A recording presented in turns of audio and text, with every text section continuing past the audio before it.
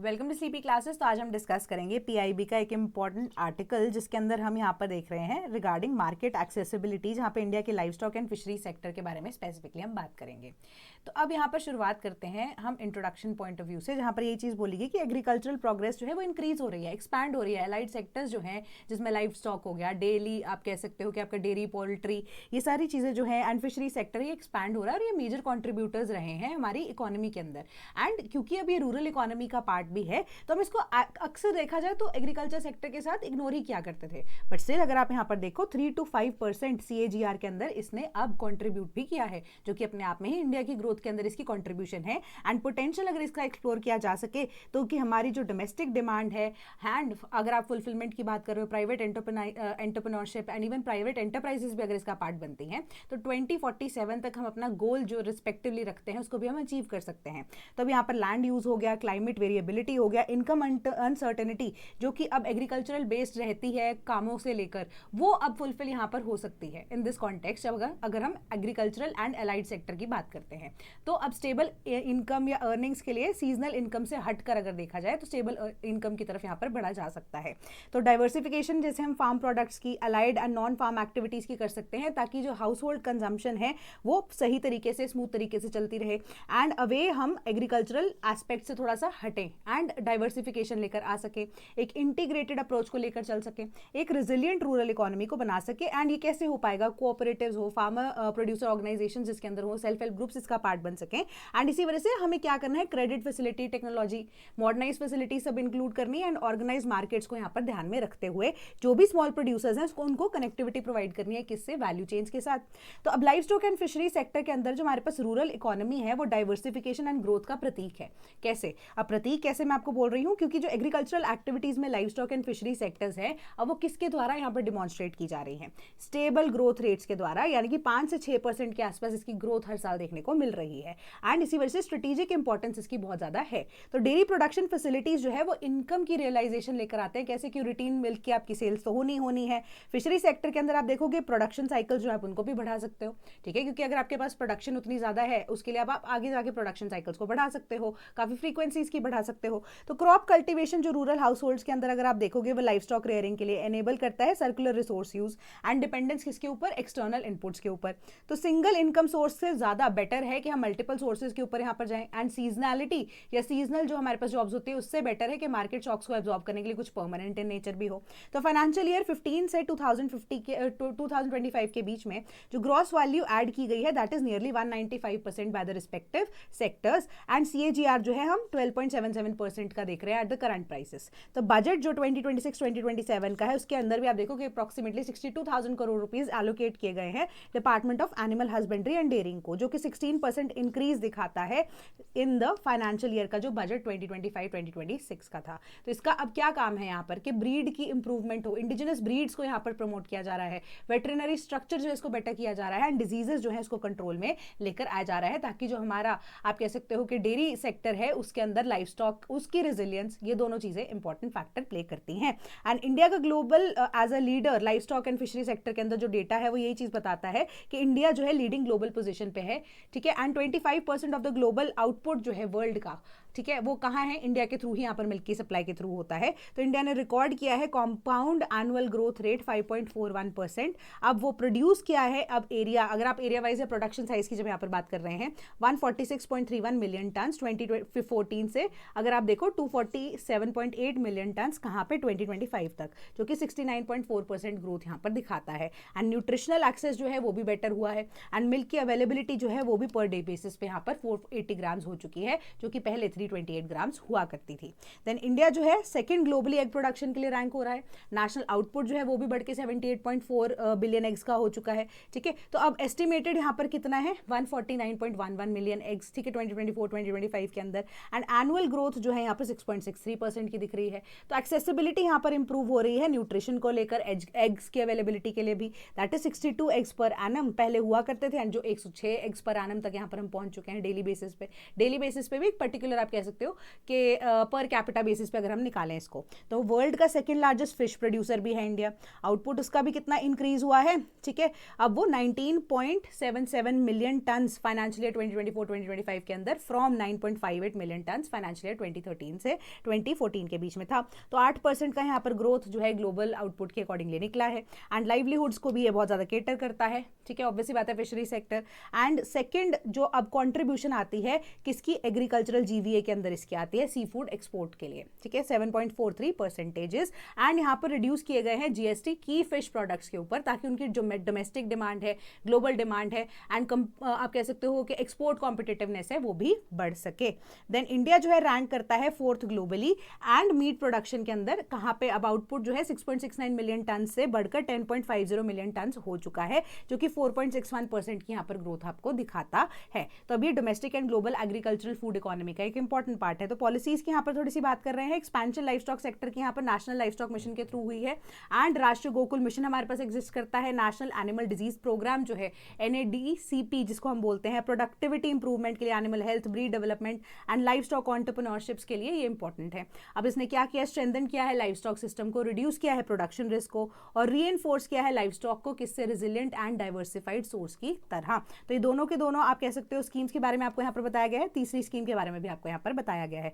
तो genetic improvement artificial insemination के through ये बताती है कि total of approximately 15 crore artificial insemination हुई है, ठीक है, जिससे अब क्या हुआ है, कवर कर रहा है 9.36 एनिमल्स को, करोड़ एनिमल्स को, जो कि बेनिफिट किया है 5.62 करोड़ फार्मर्स को भी। तो ट्रेनिंग नियरली, अब देखो मैत्री क्या वर्ड है, मैत्री आर्टिफिशियल इंसेमिनेशन टेक्निक्स के थ्रू अब यहाँ पर last mile connectivity, last mile delivery भी ओवरऑल अगर आप देखो इंसेमिनेशन के केसेस में हो पाई है। अब animal health and risk mitigation की बात करें, NADCP जो है इनकम स्टेबिलिटी की बात कर रहा है, डिजीज कंट्रोल की भी आपको बात कर रहा है, एंड डिजीज की जो इंसिडेंट्स हैं वो भी कम हो चुके हैं कि 125.75 crore foot and mouth diseases vaccination जो है वो एडमिनिस्टर की गई थी, ठीक है। तो FMD जो है आउटब्रेक्स वो भी रिड्यूस हो चुके हैं, 132 केसेस 2019 में, 6 केसेस इन 2025। तो ब्रुसेलोसिस जो आउटब्रेक्स है वो भी रिड्यूस होकर 0 हो चुके हैं। अब ये किस वजह से हो पाया, क्योंकि सरकार ने यहाँ पर इन्वेस्टमेंट इसके लिए भी की है लाइफ स्टॉक सेक्टर के अंदर। And life stock productivity enhancement supporting livelihood diversification, कि यहाँ पर जो कंपोनेंट्स हैं जो अगर उनको कंबाइन कर दिया जा सके, यानी कि जेनेटिक और हेल्थ इंटरवेंशन जो है वो यही चीज आपको बताते हैं कि इंप्रूवमेंट हो रही है बोवाइन प्रोडक्टिविटी के अंदर। एंड इंडिया है home to the world's largest bovine population also, ठीक है, जो अब हमारा लेटेस्ट एनिमल्स से रिलेटेड जो सेंसस बोलता है।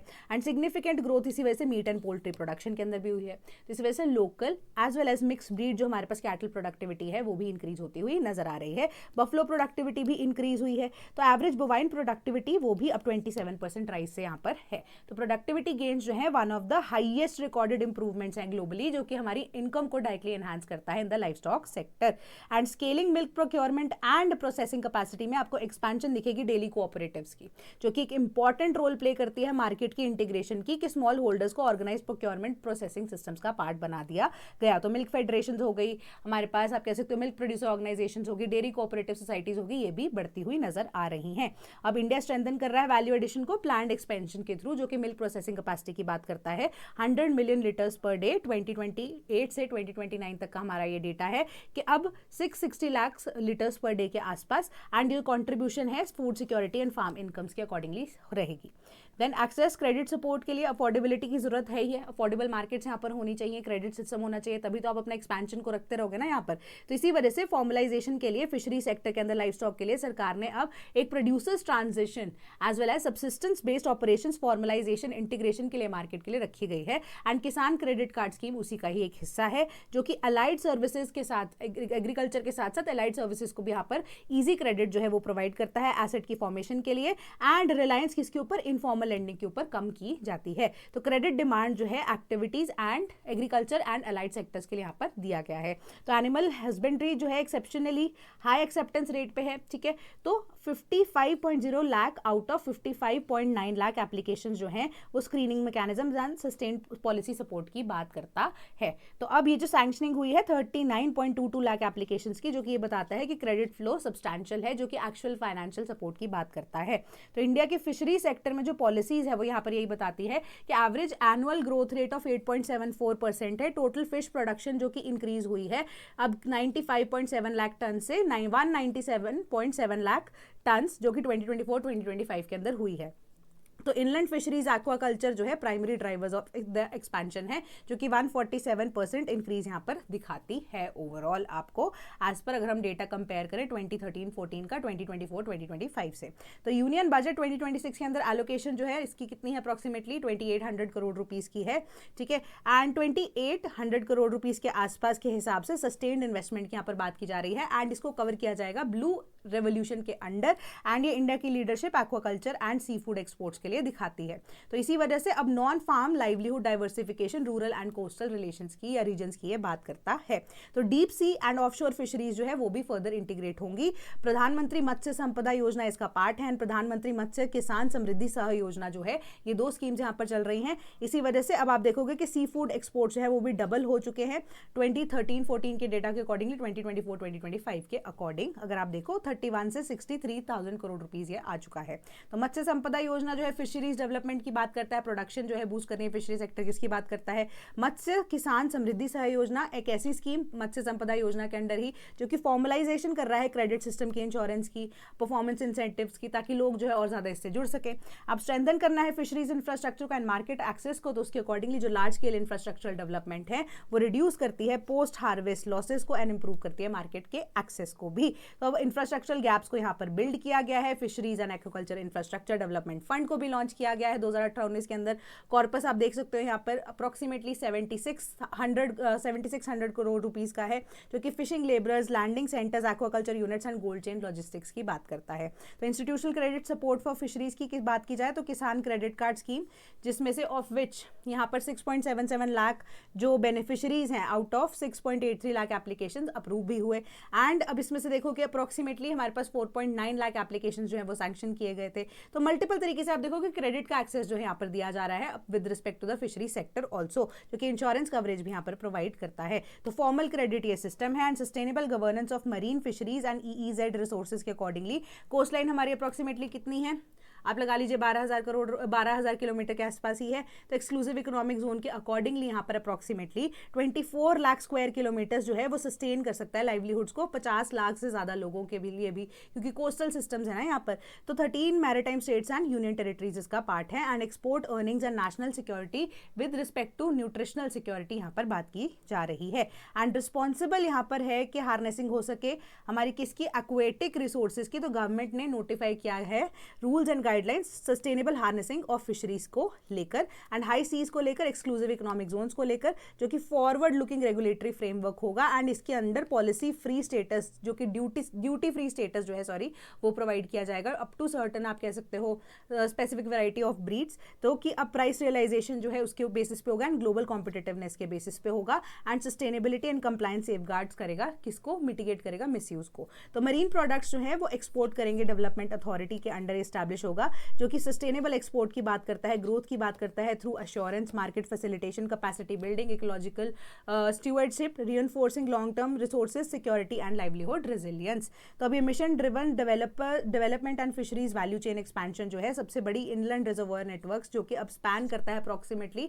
31.5 लाख हेक्टेयर्स, जो कि अब सिग्निफिकेंट पोटेंशियल को इनलैंड फिशरी सेक्टर के अंदर भी आगे देखता है। तो अमृत सरोवर जो है उनको भी स्टैब्लिश किया जा रहा है। तो यही मेजर्स से हमारे पास मार्केट लिंकेजेस जो है, ये वैल्यू एडिशन जो है स्टार्टअप्स को लेकर, वुमेन लेड कलेक्टिव्स को लेकर, फिश फार्मर प्रोड्यूसर ऑर्गेनाइजेशंस को लेकर, inclusive growth, entrepreneurship, sustainable fisheries based livelihoods, इन सबको यहाँ पर प्रमोट भी करता है। तो डेटा ड्रिवन यहाँ पर हमारे पास इंस्टीट्यूशनल रिफॉर्म्स की भी बात की जा रही है in the fisheries sector and life stock sector as well, कि क्रिटिकल इंस्ट्रूमेंट जो है वो efficiency and transparency and producer welfare के लिए जरूरी होता है। तो इसलिए 12 यूनिक डिजिट का लाइफ स्टॉक आइडेंटिफिकेशन सिस्टम, जिसको पशु आधार बोला गया है, उसको भी इंट्रोड्यूस किया गया है, जो कि फाउंडेशन है किसकी, डिजिटल आर्किटेक्चर की, जो कि एनिमल हेल्थ ब्रीडिंग की बात करता है, सर्विस डिलीवरी ट्रांजैक्शन की बात करता है, जिस वजह से जो डेटा ड्रिवन प्लानिंग है रियल टाइम एक्सेस के साथ फार्मर्स एंड वेटरनेरियंस को प्रोवाइड की जा सके।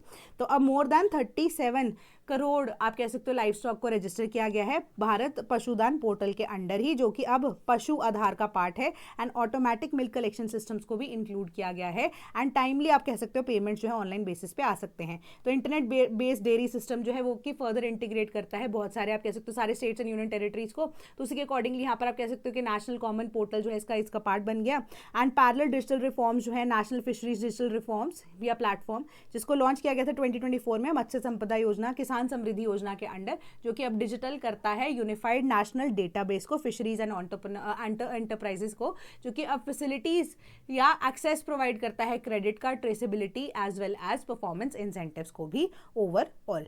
ठीक है, तो अब फॉर्मलाइजेशन एंड फाइनेंशियल इंक्लूजन दोनों चीजें यहाँ पर हो रही है। सस्टेनेबल अगर आप देखो मैरीटाइम या मरीन डेयरी इकोनॉमीज की, तो एडवांसिंग इंक्लूसिव ग्रोथ हमें देखने को मिलती है। सस्टेनेबल डेवलपमेंट गोल 14 जो है इसका पार्ट है। एंड कंजर्व करनी है हमें बायोडाइवर्सिटी को भी, सेफगार्ड करना है फूड एंड लाइवलीहुड सिक्योरिटी को भी। तो इसी वजह से जो हमारे पास क्रिटिकली एक्सक्लूसिव इकोनॉमिक जोन है 2 मिलियन स्क्वायर किलोमीटर्स का, that is only the area जहां पर ज्यादातर फिशिंग जो सेक्टर्स है इसको यहाँ पर डेवलप करने की बात की जा रही है। एंड उसको भी in a you can say controlled manner, ताकि आपकी जो डिमांड है वो भी पूरी हो, पैसा भी कमाया जा सके, ओवर एक्सट्रैक्शन यहाँ पर ना हो। देन मल्टीपल सोशल आप कह सकते हो सस्टेनेबल डेवलपमेंट गोल्स जो लाइवलीहुड की बात करता है। एंड नियरली यहाँ पर बात करता है कि 150 मिलियन फार्मर्स जो है उनकी लाइवलीहुड्स को यहाँ पर सपोर्ट किया गया है स्मॉल होल्डर्स के द्वारा मेजोरिटी में, जो कि पॉवर्टी रिडक्शन में आपको हेल्प करेगा। एंड जो कि सस्टेनेबल डेवलपमेंट गोल आपका 1 भी है, productive employment sustainable development goal 8 and reduce inequality sustainable development goal 10। ठीक है, तो ये सारे सस्टेनेबल डेवलपमेंट गोल्स जो है ओवरऑल इसके थ्रू ही कंप्लीट हो रहे हैं। तो इसी वजह से स्ट्रेटेजिक फोकस किसके ऊपर, लाइवलीहुड डाइवर्सिफिकेशन भी के थ्रू भी हो रहा है। एंड सब्सिस्टेंस ओरिएंटेड प्रोडक्शन के ऊपर सरकार यहाँ पर फोकस कर रही है। तो बाकी online platform, small share holders, women के पार्टिसिपेशन, ये सारी चीजें आपको यहाँ पर ये आर्टिकल बताता है। ठीक है, कि नेशनल जो हमारे पास न्यूट्रिशनल सिक्योरिटी है वो यहाँ पर प्रोवाइड की जा रही है convergence of productivity led growth के साथ, इंस्टीट्यूशनल सपोर्ट के साथ एंड टेक्नोलॉजिकल इनोवेशन के साथ। ठीक है, तो ये आपका आर्टिकल था when it comes to PIB. कोई भी डाउट होता है तो आप मुझे कमेंट सेक्शन में बता सकते हैं। That is all from my side today. Thank you so much.